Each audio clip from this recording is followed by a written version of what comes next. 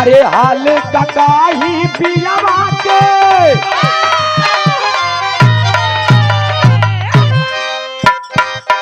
अरे हाल ककाही पियावा के बिना चलुए इंजन चापता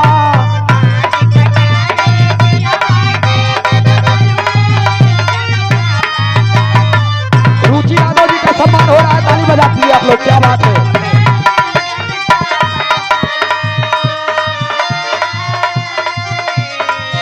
अरे हाल ककाही पियावा के बिना चलुए इंजन चापता अरे नया नया ड्राइवर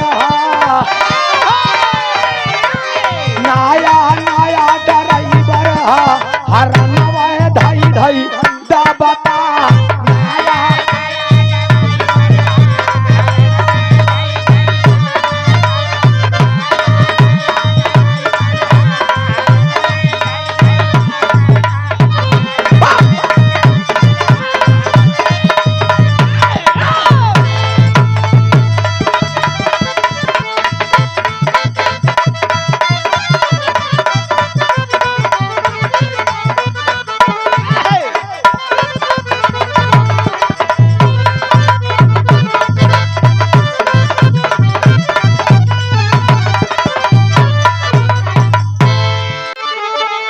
फरमाइश बन युवक लोगों के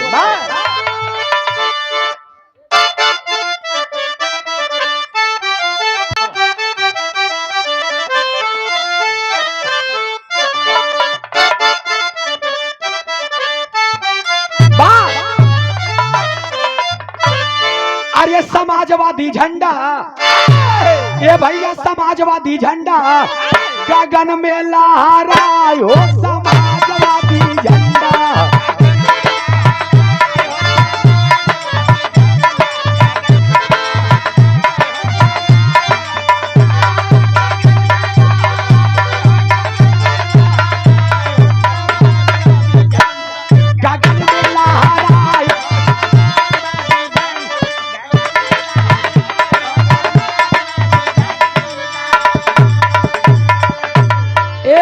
मैं बताना चाहूंगा, नेता कोई भी हो लेकिन अगर विकास करता है तो हर इंसान का मन गदगद हो जाता है। और हम आप लोगों ने किसे कुर्सी दिया है जानते हैं? उन्हें कुर्सी दे दिया है हमारे उत्तर प्रदेश के चीफ मिनिस्टर साहब माननीय साहब जी। एक बात कहते हैं ना हम बुराई ना करती, हमारा टेंशन ना लाई, हम अपन भी कसो कल बताओ। अब एक बात फरमाइश करबा तो वो तो होबे कर। हम कलाकार हैं, हम किसी पार्टी के नहीं हैं। सुरेश धुरिया पंचायत विभाग 101 रुपया का पुरस्कार, बहुत बहुत नमन है, प्रणाम है, आशीर्वाद दे। हम बच्चे कला में कामयाब रहे, जहाँ रहे खुश रहे आबाद रहे। एक शोर से सभी सकल पंच के नमस्ते बा। जहाँ रहे खुश रहे आबाद रहे। अंतरे में आवा मार साहब।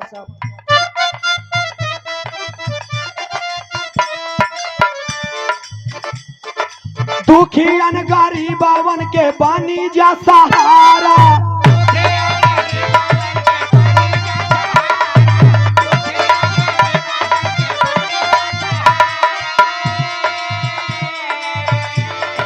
चारों तरफ गूंजे लागी सुना तोहर नारा।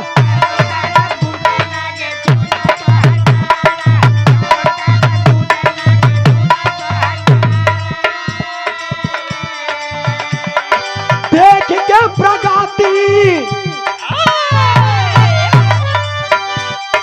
देख के प्रगति विरोधी चिचिया, ये तोहार चमके झंडा गगन में लहरायो।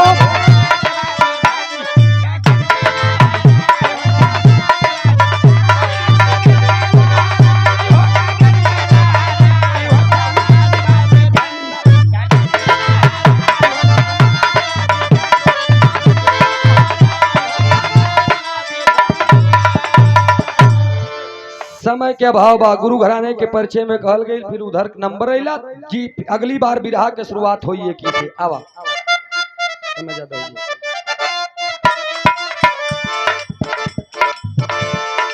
एक रोटी कम खैहा लाड़ी कन पढ़ाइहा,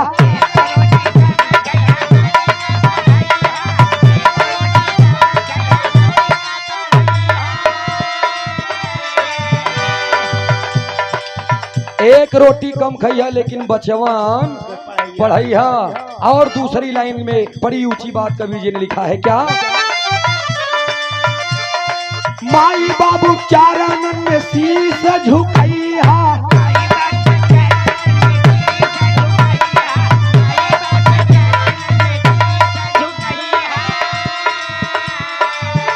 अरे मंजिल मिल जाई,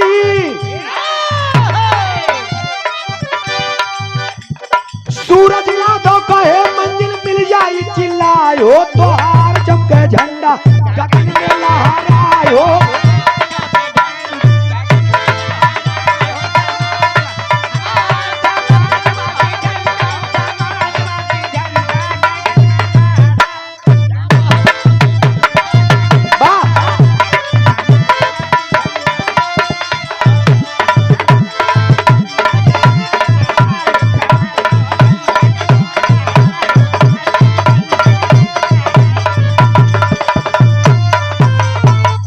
बहुत बहुत शुक्रिया, बहुत बहुत धन्यवाद।